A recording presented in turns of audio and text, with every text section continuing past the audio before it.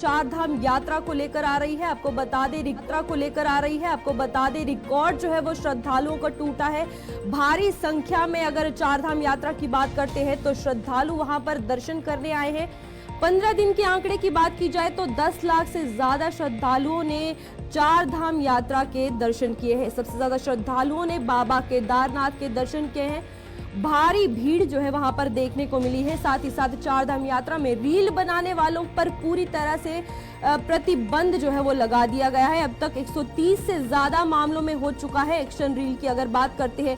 फर्जी रजिस्ट्रेशन के मामले भी सामने आए हैं। कार्रवाई लगातार जारी है। पुलिस की अगर बात करें तो सुरक्षा के पुख्ता इंतजाम किए गए हैं। पुलिस और सुरक्षा बल लगातार वहां पर तैनात हैं। और इस वक्त की बड़ी खबर, चार धाम यात्रा करने वाले श्रद्धालुओं का रिकॉर्ड टूटा है। आपको बता दें श्रद्धालुओं का आंकड़ा 15 दिनों में 10 लाख के पार हुआ है।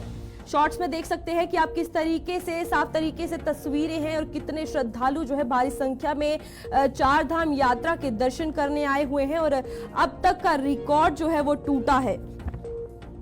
15 दिन में 10 लाख से ज्यादा श्रद्धालुओं ने दर्शन किए हैं। श्रद्धालुओं का आंकड़ा 15 दिन में 10 लाख से हुआ पार। सबसे अधिक श्रद्धालुओं ने किए बाबा केदारनाथ के दर्शन।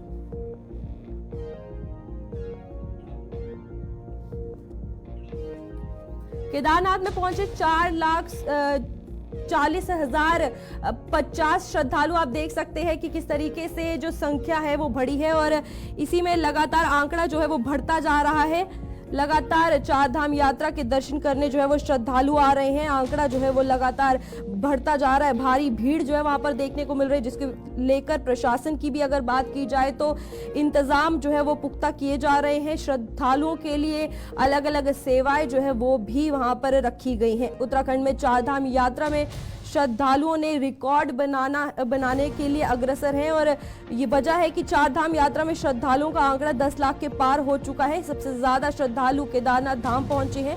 यहाँ पर आपको बता दें कि अभी तक का रिकॉर्ड जो है वो टूट चुका है। लगातार जो भीड़ है वो बढ़ती जा रही है और लोग जो है वो बाबा केदारनाथ के दर्शन करने भी आ रहे हैं।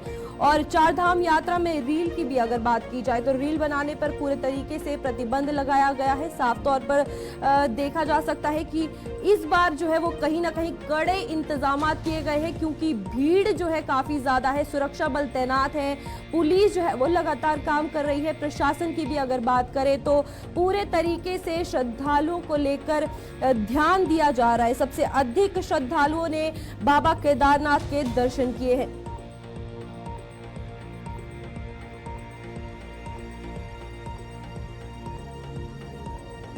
आंकड़ा जो है वो केदारनाथ में लगातार बढ़ता जा रहा है। आप तस्वीरें साफ तौर पर देख सकते हैं कि किस तरीके से बाबा केदारनाथ का जो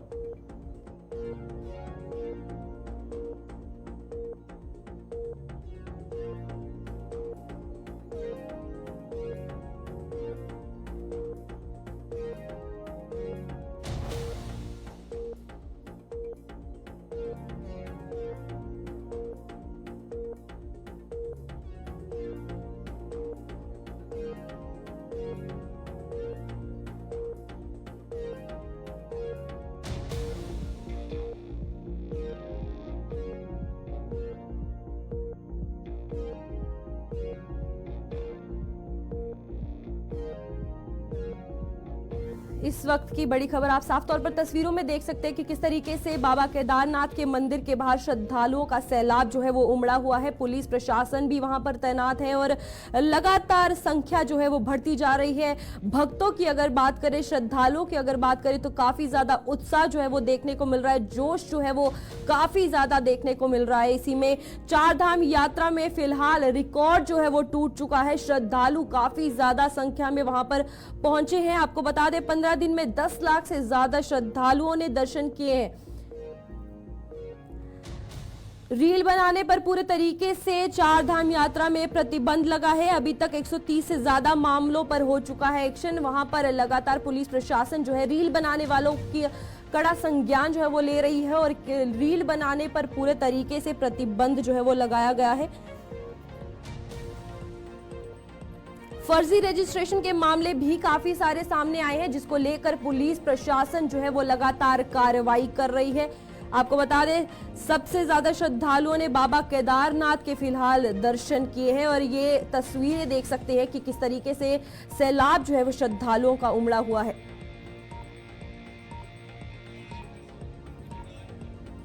चलिए इसी के साथ इस खबर पर और जानकारी लेते हैं और हमारे संवाददाता धनराज गर्ग हमारे साथ जुड़ चुके हैं। धनराज, अगर बात करें श्रद्धालुओं की तो कितना ज्यादा उत्साह जो है वो देखने को मिल रहा है, क्योंकि इस बार जो है वो रिकॉर्ड टूटता हुआ नजर आया है। जी बिल्कुल, देखिए चारधाम यात्रा चलते लगभग 15 से अधिक दिन हो चुके हैं और लगातार जो चारधाम में भीड़ है, वो उत्साह है, वो श्रद्धालुओं का देखने लायक है। क्योंकि अभी तक देखें तो लाखों की तादाद में जो श्रद्धालु हैं वो चारधाम पहुंच रहे हैं और सबसे अधिक जो श्रद्धालु हैं वो केदारनाथ पहुंच रहे हैं। और आप देखिएगा कि इस उत्साह की यदि हम बात करें, क्योंकि रजिस्ट्रेशन की यदि हम बात करें ऑनलाइन रजिस्ट्रेशन की, तो अभी 30 लाख से भी अधिक जो रजिस्ट्रेशन है ऑनलाइन वो हो चुके हैं। तो इससे लगता है कि कहीं ना कहीं इस बार जो चारधाम यात्रा के रिकॉर्ड हैं, पिछले सारे रिकॉर्ड टूटते हुए नजर आएंगे। क्योंकि पिछले साल की यदि हम बात करें तो 56 लाख से भी अधिक श्रद्धालुओं ने जो है चारधाम यात्रा की थी और इस बार लगता है कि और सभी रिकॉर्ड टूटते हुए नजर आएंगे। बिल्कुल, इसी के साथ रील बनाने वालों पर प्रतिबंध लगाया है, तो इसके बारे में क्या कुछ कहना है कि किस तरीके से वहां पर पुलिस प्रशासन जो है वो संज्ञान ले रहा है, जो कि रील बनाने वाले वहां पर, क्योंकि केस 130 मामले दर्ज किए गए हैं। जी बिल्कुल, देखिए जो रील बनाने का मामला है उस पर कहीं ना कहीं प्रशासन अब सख्त होता हुआ नजर आ रहा है। क्योंकि मुख्यमंत्री पुष्कर सिंह धामी ने साफ तौर पर कहा था कि जो मंदिर का परिसर है उसके 50 मीटर के दायरे में कोई भी व्यक्ति वीडियो या रील नहीं बना सकता है, उस पर प्रतिबंध लगाया गया था। लेकिन उसके बावजूद भी कुछ लोग वहां पर रील बनाते हुए नजर आ रहे थे, जिसके कारण प्रशासन अब सख्त होता हुआ नजर आ रहा है और लगभग 130 लोगों पर प्रशासन अभी तक कार्रवाई कर चुका है। और आगे भी हिदायत दी गई है कि यदि कोई इस तरीके से रील बनाता है तो उस पर सख्त से सख्त कार्रवाई की जाएगी। बिल्कुल, इसी के साथ अगर बात करें श्रद्धालुओं का सैलाब जो है वो उमड़ा हुआ है, तो इसमें प्रशासन किस तरीके की सेवाएं, चाहे पानी की हो, खाने की हो या फिर रहने की हो, उसका इंतजाम जो है वो कर रहा है? जी बिल्कुल, देखिए श्रद्धालुओं की सुरक्षा और उसके साथ साथ उनकी सभी व्यवस्थाओं की जिम्मेदारी जो है यहाँ के प्रशासन पर होती है। क्योंकि चारधाम यात्रा चल रही है और मुख्यमंत्री पुष्कर सिंह धामी भी समय समय पर अपडेट लेते हैं और अधिकारियों को निर्देशित करते हैं। और आप देखिएगा कि स्वास्थ्य की सेवाएं हो या खाने पीने की व्यवस्था हो या रुकने की व्यवस्था हो, सभी व्यवस्थाएं कहीं ना कहीं प्रशासन अपने हिसाब से देखता है। क्योंकि लगातार हम देखते हैं कि जो श्रद्धालु हैं वो उत्तराखंड चारधाम यात्रा पर आते हैं तो कहीं ना कहीं उनको परेशानियां उठानी पड़ती है, लेकिन उनको इस तरह की परेशानियां ना हो उसके लिए प्रशासन लगातार यहाँ पर कार्य करता हुआ नजर आता है। चलिए धनराज, बहुत बहुत धन्यवाद आपका जानकारी देने के लिए। फिलहाल अगली खबर की ओर बढ़ते हैं। 10 मई से शुरू हुई चारधाम यात्रा के दौरान अब तक 50 से अधिक श्रद्धालुओं की मौत के आंकड़े सामने निकल कर आए हैं, जिसको लेकर कांग्रेस ने राज्य सरकार को घेरा है। कांग्रेस के प्रदेश प्रवक्ता शीशपाल बिष्ट ने सरकार पर निशाना साधते हुए कहा कि सरकार चारधाम यात्रा को लेकर गंभीर कभी नहीं थी, जिसके कारण हर साल श्रद्धालु के मौत के आंकड़े बढ़ते नजर आ रहे हैं। जबकि अभी चारधाम यात्रा की शुरुआत हुई है और ऐसे में इतनी श्रद्धालु की मौत बहुत ही दुर्भाग्यपूर्ण बात है। उन्होंने कहा कि सरकार को स्वास्थ्य व्यवस्थाओं में धरातल पर काम करने की जरूरत है, ना कि जुमलेबाजी करना चाहिए। शीशपाल बिष्ट ने कहा कि स्वास्थ्य मंत्री और अधिकारियों को इसकी समीक्षा करनी चाहिए और अच्छी स्वास्थ्य सेवाएं श्रद्धालुओं को उपलब्ध करवानी चाहिए। देखिए, चारधाम यात्रा को लेकर तो चारधाम यात्रा की शुरू होने से पहले सरकार बड़े बड़े दावे कर रही थी कि इस बार कोई भी अव्यवस्थाएं नहीं होगी, हमने व्यवस्थाएं चाक चौबंद कर दी। लेकिन जैसे ही चारधाम यात्रा शुरू हुई, आप देखिए अव्यवस्थाओं का क्या हाल है। ये किसी से अब छुपा हुआ तो है नहीं जो इस पर जो है बार बार बोला जाए। लेकिन स्वास्थ्य सेवाओं की दुर्दशा भी इस स्तर पे पहुंच गई कि कल गढ़वाल आयुक्त ने स्वयं कहा है कि जो है अब तक 52 लोगों की मौतें हो चुकी हैं स्वास्थ्य सेवाओं के अभाव में। ये कितना दुखद है। पिछले वर्षों में रिकॉर्ड श्रद्धालुओं की मौतें हुई, तब भी हमने सरकार को जगाने का काम किया था कि स्वास्थ्य सेवाओं को जो है वहाँ पर बेहतर किया जाए। जितने भी CHC सेंटर है चारधाम रूट में, जितने भी जिला अस्पताल हैं, उनको अपग्रेड करके वहाँ पर बेहतर उपकरण होने चाहिए, विशेषज्ञ चिकित्सक होने चाहिए, ऑक्सीजन की प्रॉपर व्यवस्था होनी चाहिए। चारधाम के बेस में जो है चिकित्सकों की जो है टीम मौजूद होनी चाहिए हर पल। लेकिन सरकार ने कोई सबक नहीं सीखा और देश विदेश से आने वाले श्रद्धालुओं को जो है मौत का सामना करना पड़ रहा है। अगर 52 की संख्या हो गई है अभी तक, अभी तो यात्रा शुरू हुई है, अभी तो पूरी यात्रा बाकी है। स्वास्थ्य मंत्री कहाँ हैं? उनकी क्या जवाबदेही है इस पे? आखिर कौन अधिकारी इसके लिए जिम्मेदार है? अभी तक किसी पे कार्रवाई होते हुए मैंने देखी नहीं है। आखिर जो है लोगों की जान माल की और स्वास्थ्य की रक्षा की जिम्मेदारी किसकी है? श्रद्धालु अच्छा अनुभव लेकर के चारधाम यात्रा से जाएं, उनकी यात्रा सुखद हो और उनका स्वास्थ्य सुरक्षित रहे। इसकी जो है अगर गंभीरता से चिंता सरकार नहीं करेगी तो कौन करेगी? और मुझे लगता है अभी भी समय है, सरकार को चेतना चाहिए, स्वास्थ्य मंत्री को जो है इसकी जवाबदेही लेनी चाहिए और स्वास्थ्य सेवा। चारधाम यात्रा 10 मई से शुरू हो चुकी है, तो वहीं आने वाले समय में मॉनसून के बीच चारधाम यात्रा मार्गों में होने वाली खराबी के लिए लोक निर्माण विभाग ने कमर कस ली है। इस बात को लेकर लोक निर्माण विभाग के सचिव डॉक्टर पंकज कुमार पांडे ने कहा कि जिन जगहों पर बारिश की वजह से लैंडस्लाइड या रोड ब्लॉक की स्थिति हो सकती है तो वहां पर जेसीबी मशीनों को रखने की तैयारी है। साथ ही उन्होंने कहा कि हाईवे से हटकर वैकल्पिक मार्ग को भी हमने चुस्त दुरुस्त कर दिया है ताकि जरूरत पड़ने पर यातायात को उन जगहों से संचालित किया जा सके। इस बार यात्रा काफ़ी अच्छी चल रही है, काफ़ी ज़्यादा दर्शनार्थी इसमें आ रहे हैं, तीर्थयात्री इस बार आ रहे हैं, उनको हम लोग व्यवस्थित कर रहे हैं। सड़कों पे काम काफ़ी ज़्यादा किया जा चुका है, सीज़न से पहले हम लोगों ने काम करा लिया था और बारिश के दृष्टिगत भी हम लोग ने एडवांस में प्लानिंग करी है कि जो हमारे खतरे वाली जगह हैं जहाँ पे लैंडस्लाइड होता है या जहाँ पे हमको संभावना लगती है कि जहाँ पे रोड ब्लॉक हो सकता है, वहाँ पे मशीनें प्लान की गई हैं। कुछ जगहों पे अभी भी मशीन लगाई गई हैं। बाकी सारी जो हमारा मानसून प्लान जब स्टार्ट होता है, मानसून अनाउंस होता है कि इतनी तारीख से मानसून आने की संभावना है, उस डेट से हम लोग डिप्लॉय करते हैं कि मशीनें हायर करते हैं, कुछ अपने डिपार्टमेंट से लगाते हैं। तो जितने भी रूट हैं, जितने भी इंपॉर्टेंट पॉइंट्स हैं, लोकेशंस हैं, सब जगहों पे हम लोग मशीन लगाते हैं, उसके GPS लोकेशन रखते हैं, उसमें जो हमारे ऑपरेटर होते हैं उनके नंबर, उनको डायरेक्शन रहता है कि किसी भी टाइम वो रेडी रहना चाहिए, अगर ज़रूरत पड़ती है तो फ़ोन करें तो इमीडिएटली आके वो वहाँ पे काम करें। और ये सारा डिटेल जिला प्रशासन के साथ, वेबसाइट पे आपदा प्रबंधन के साथ, इन सब के साथ भी शेयर किया जाता है, जिससे कि जहाँ से भी मैसेज हो, जिनको सबसे पहले मैसेज मिले वो इमीडिएटली ऑपरेटर को मोटिवेट कर सकें।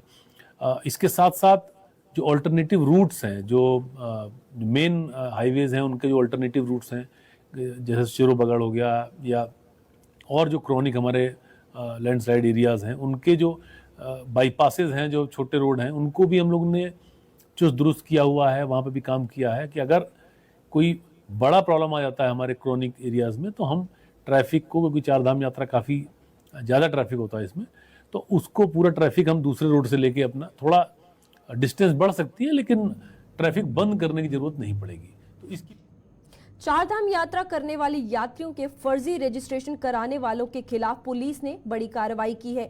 इस मामले में विकासनगर कोतवाली में पुलिस ने 4 ट्रैवल एजेंसियों के विरुद्ध मुकदमा पंजीकृत किया है। पुलिस क्षेत्राधिकारी भास्कर लाल शाह ने बताया कि ट्रैवल एजेंसी के विरुद्ध मुकदमा पंजीकृत कर लिया गया है और विवेचना की जा रही है। चारधाम यात्रा हेतु यात्रियों के रजिस्ट्रेशन अनिवार्य किया गया है। इसी का फ़ायदा उठाते हुए कुछ ट्रैवल एजेंट्स और कुछ अन्य लोग यात्रियों से रुपये लेकर उनके फर्जी कूट रचित रजिस्ट्रेशन कार्ड बना रहे हैं। इसी क्रम में हमारे द्वारा कल जब यात्रियों के रजिस्ट्रेशन कार्ड को अपने ट्विस्ट ऐप से चेक किया गया तो कई जो रजिस्ट्रेशन कार्ड हैं वो फर्जी पाए गए, जिनमें हमारे द्वारा विकासनगर थाने पर 4 अभियोग पंजीकृत किए गए हैं। जो एक तो महाराष्ट्र के यात्रियों को के तहरीर पे किया गया है, एक सूरत गुजरात के, एक केरल के यात्रियों को और दूसरा भीलवाड़ा राजस्थान के यात्रियों को 4 अभियोग पंजीकृत किए गए हैं, जो कि हरिद्वार के कुछ ट्रैवल एजेंटों और ट्रैवल एजेंसियों के नाम पे पंजीकृत हुए हैं। अभी उस संबंध में ये 4 अभियोग विवेचना दी है। कुछ आरोपी पकड़े गए सर इसमें? अभी चूँकि कल ही अभियोग पंजीकृत हुए हैं, शीघ्र ही गिरफ्तार किए। सर इनकी जो ट्रैवल्स एजेंसियाँ कौन कौन सी है? कुछ ये ट्रैवल एजेंसियाँ हैं, इसमें माँ गंगा ट्रैवल्स आदि है। एसटीएफ की एंटी नारकोटिक्स कुमाऊं यूनिट और चमोली जिले की पुलिस पिंडर वन रेंज टीम व wildlife crime control bureau ने संयुक्त रूप से कार्रवाई करते हुए 2 अंतर्राज्यीय वन्य जीव तस्करों को गिरफ्तार करने में कामयाबी हासिल की है। उनके कब्जे से भालू के पित्त की 4 थैलियां बरामद की गई हैं, जिनका वजन 460 ग्राम बताया जा रहा है। एसटीएफ के एसएसपी आयुष अग्रवाल ने बताया कि गिरफ्तार तस्कर पिछले कई सालों से उत्तराखंड में वन्य जीव अंगों की सप्लाई कर रहे थे। गिरफ्तार किए गए वन्य जीव अंग तस्करों ने बताया कि वह हिमालय क्षेत्र में भालू का शिकार कर उसकी पित्त की थैली निकाल लेते हैं और उसको सुखाने के बाद उन्हें ऊंचे दामों में बेचते हैं। वहीं बरामद भालुओं के पित्त की थैलियां अंतर्राज्यीय बाजार में करीब 30 लाख रुपए की कीमत जो है वो बताई गई है। बता दें कि एसटीएफ ने वन्य जीव अंगों की तस्करी का बड़ा अंतर्राज्यीय नेटवर्क नेस्तनाबूद किया है। देखिए, जो हमारी एसटीएफ की टीम है ये वाइल्ड लाइफ क्राइम को कंट्रोल करने के लिए भी काम करती रहती है। जो वाइल्ड लाइफ से संबंधित स्मगलिंग होती है उस पर हमारी टीम लगातार नज़र बनाकर रखती है और इसको बंद कराने के लिए, इनको पकड़ने के लिए लगातार प्रयासरत रहती है। तो इसमें एक बड़ी सफलता हमारी टीम को हासिल हुई है और 2 वन्यजीव तस्करों को गिरफ्तार किया गया है। ये जो गिरफ्तारी है ये थराली चमोली ज़िले से हुई है और इनके कब्जे से 4 भालू की पित्त की थैली बरामद हुई है, जिनका कुल वजन लगभग 460 ग्राम है। इसका जो मेन मार्केट है वो बाहर रहता है और ये सारी चीज़ें जो एक्सपोर्ट के लिए ले जाई जाती हैं। तो ये जो तस्कर थे ये एक्सपोर्ट के लिए इसको ले जाने की फिराक में थे, इसी बीच में हमारे द्वारा पकड़ा गया है। इनसे पूछताछ में सामने आया है कि ये पूर्व में भी इस प्रकार के वन्य अपराधों में संलिप्त रहे हैं, पूर्व में भी इनकी गिरफ्तारियाँ हुई हैं और इस तरह के केसेस में जा चुके हैं। तो इसमें हमारी टीम लगातार आगे भी सक्रिय रहेगी और कोई भी अगर वन्य जीव तस्करी से संबंधित कोई भी अपराध करेगा तो उस पर हमारी टीम के द्वारा कार्रवाई। चलिए, खबरों का सिलसिला ऐसे ही जारी रहेगा। फिलहाल वक्त हो चला एक छोटे से ब्रेक का।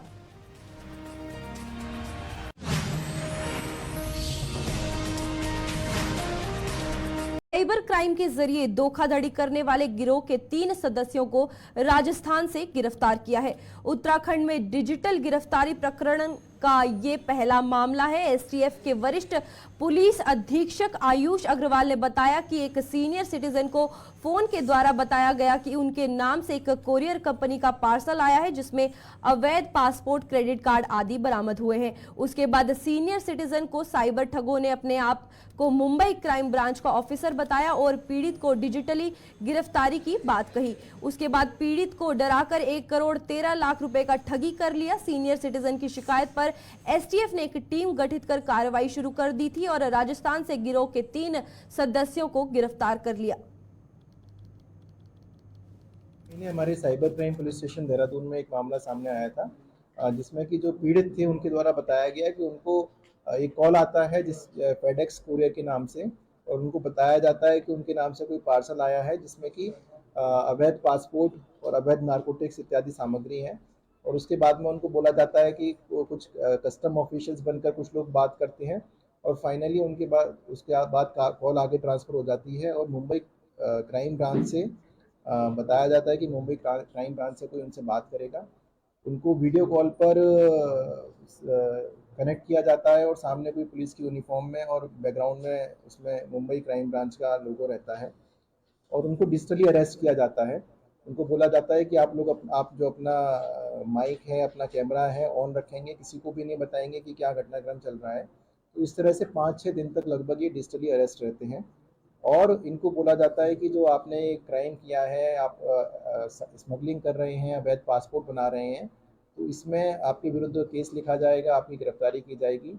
और उससे बचने के नाम पर इनको बोला जाता है कि कुछ पैसों का आप कुछ खाते का डिटेल दी जाती है कि इनमें पैसे ट्रांसफ़र करिए।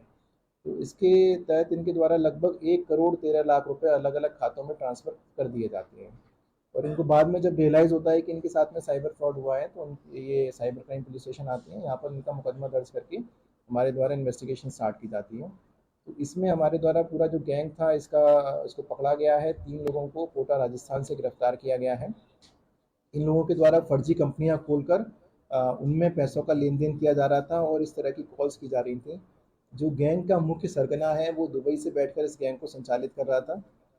इसमें जो हमारी विक्टिम की पैसे गए हैं वो अल्टीमेटली 5th ईयर में जाकर दुबई में अलग अलग ATM से इसका पैसे का विड्रॉल हुआ है। तो जो मुख्य गैंग था वो दुबई से संचालित हो रहा था और जो इनके इंडियन काउंटर पार्ट्स से इंडियन सहयोगी थे इन 3 लोगों को हमारी टीम के द्वारा कोटा राजस्थान से गिरफ्तार किया गया है। इनके कब्जे से मोबाइल फ़ोन्स मिले हैं, काफ़ी सारे बैंक अकाउंट की डिटेल्स मिली है, डेबिट कार्ड्स मिले हैं। इन सब का भी विश्लेषण किया जाएगा और ऑल ओवर इंडिया में हल्द्वानी जिले के पुलिस कर्मियों का 3 नए कानूनों भारतीय न्याय संहिता 2023, भारतीय नागरिक सुरक्षा संहिता 2023 तथा भारतीय साक्ष्य अधिनियम 2023 का प्रशिक्षण दिया गया है। पुलिस अधिकारी और कर्मचारियों को 4 चरणों में प्रशिक्षण दिया गया है और 1 जुलाई से जिले से सभी पुलिस कार्रवाई नए कानूनों के तहत की जाएगी। आपको बता दें कि पुलिस मुख्यालय के निर्देश पर 30 अप्रैल से पुलिस अधिकारी और कर्मचारियों को नए कानूनों की जानकारी देने के लिए 5-5 दिवसीय कार्यशाला शुरू कर दी गई है। ये भारतीय संसद के द्वारा जो 3 नए कानून बनाए गए हैं उनका 1 जुलाई 2024 से क्रियान्वयन होना है, इम्प्लीमेंटेशन होना है।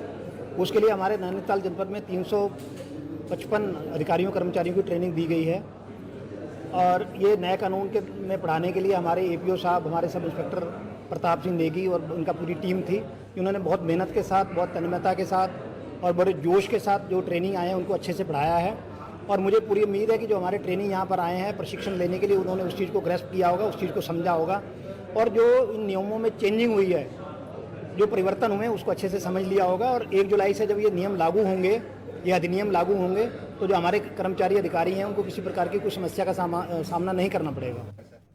सर्वोच्च न्यायालय ने उत्तराखंड के नैनीताल उच्च न्यायालय को नैनीताल से शिफ्ट कराने के आदेश के खिलाफ दायर एसएलपी पर शुक्रवार को सुनवाई की गई। मामले की सुनवाई करते हुए सर्वोच्च न्यायालय की पीठ अवकाश कालीन पीठ के न्यायाधीश न्यायमूर्ति पीएस नरसिम्हा व न्यायमूर्ति संजय करोल की पीठ ने उच्च न्यायालय के आदेश पर रोक लगाते हुए विपक्षियों को नोटिस जारी किया है। बता दें कि उत्तराखंड हाईकोर्ट बार एसोसिएशन ने उच्च न्यायालय के 8 मई के आदेश को एसएलपी दायर कर चुनौती दी है। एसएलपी में कहा गया है कि उच्च न्यायालय ने अपने आदेश में उच्च न्यायालय को नैनीताल से कहीं अन्य शिफ्ट करने की आदेश देने के साथ साथ उच्च न्यायालय के रजिस्ट्रार जनरल को निर्देश दिए हैं कि जनमत की राय लेने के लिए एक पोर्टल तैयार करें जिसमें प्रदेश के अधिवक्ता व आम जनमानस उच्च न्यायालय को के शिफ्ट करने के लिए अपनी सहमति हाँ या ना में दे सके। अपना पक्ष रखने के लिए देहरादून बार एसोसिएशन ने केवीएट भी दाखिल किए हैं। सभी पक्षों को सुनने के बाद उच्च न्यायालय के आदेश पर रोक लगा दी है। राज्य की जो 2 मेन कैपिटल होते हैं, एक जो होती है राजनीतिक कैपिटल है, एक जुडिशियल कैपिटल है।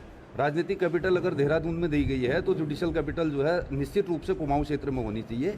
हल्द्वानी सबसे उपयुक्त प्लेस इसलिए है या नैनीताल जिला इसलिए है, प्रदेश के हर जगह से जो है एक तो सेंटर पॉइंट है और सभी सुविधाओं से युक्त है। इसलिए नैनीताल जिले में ही कहीं पर अन्यत्र हल्द्वानी क्षेत्र में अगर इसको शिफ्ट किया जाता है तो मैं एक राज्य के नागरिक के तौर पर भी इसकी मांग करता हूँ। इस संबंध में एक महत्वपूर्ण जानकारी मैं आप लोगों को और दे दूँ। मैं बार काउंसिल का मेंबर हूँ उत्तराखंड का।